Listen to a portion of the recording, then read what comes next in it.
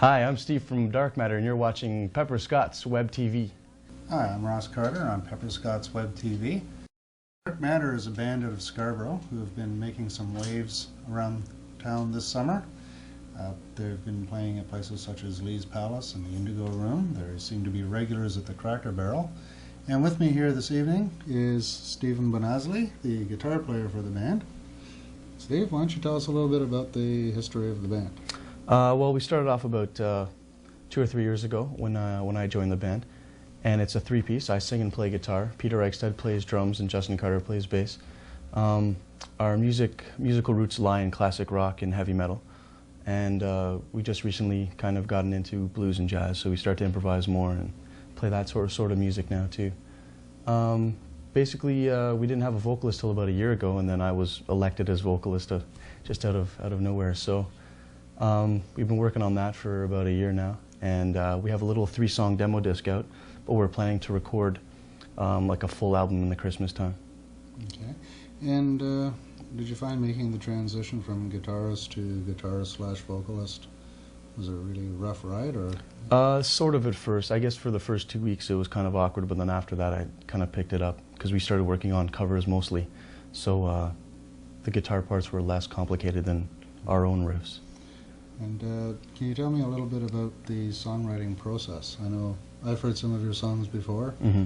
They're not exactly straightforward 4/4 time. Right, yeah, well, you know, whatever the riff calls for. I mean, if we hear a part that's not 4/4, we're still going to use it, right? Doesn't mean it's not good, and usually turns out to be better than an average 4/4 riff.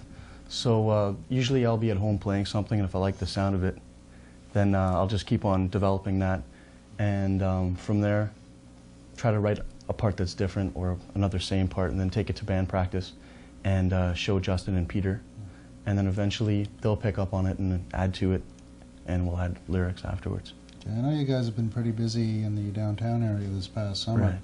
Right. What happened there? Like from obscurity to almost a full-fledged working band for the summer? Well, I don't know. We just decided to start hooking up some gigs because we were a house band at the Cracker Barrel for 4 months, and so we just started calling around downtown, and then Ryerson gave us an opportunity to open up for the Gandharvas and the Barstool Prophets at the Opera House for Ryerson Frost Week. So we did that gig. We decided to just keep the momentum going. So now we're just going to take a break and wait till Christmas. Okay. And at what point can we expect to hear something new from the band? Like, let me rephrase that. Right. Upcoming gigs. Upcoming gigs, we have nothing yet, right? Like I said, we're going to wait till Christmas time. But I think we're just going to play a couple in the meantime to keep ourselves busy. We'll let you know. We'll let Pepper know. Okay. And as far as new material goes, right after Christmas time, probably around January, February, we'll have a full disc out. Okay. Sounds excellent. Do you have... What kind of songs are you putting on the disc? Is it going to be all original material? You're planning on doing some covers? What we're planning on doing is the first maybe 8 to 10 songs will be original material. Most songs are about maybe six minutes long. And then after that we might put on bonus tracks on maybe every 10th disc or maybe every disc of just jams from the garage and like old blues songs maybe and stuff like that. Just songs that we enjoy too, right? Right, okay. I know you guys do some Dynamite covers. Mm-hmm. What are your influences musically? Musically for me, Hendrix and Jimmy Page are really big guitar influences, Eric Clapton. And then as far as newer guys go, maybe Dimebag Darrell from Pantera and Adam Jones for Tool. And Peter Eichstead, the drummer, he's into a lot of classic rock now and a lot of jazz. And his new influences are probably as well the guy from Pantera and Buddy Rich, jazz drummer. And for Justin, mainly John Paul Jones from Led Zeppelin and Danny Carey from Tool. Okay. Now, apart from the covers that you guys do and the original material, I've heard you guys jam before. Mm-hmm. You have a freeform thing that goes on there. You have a chemistry between the three of you that right.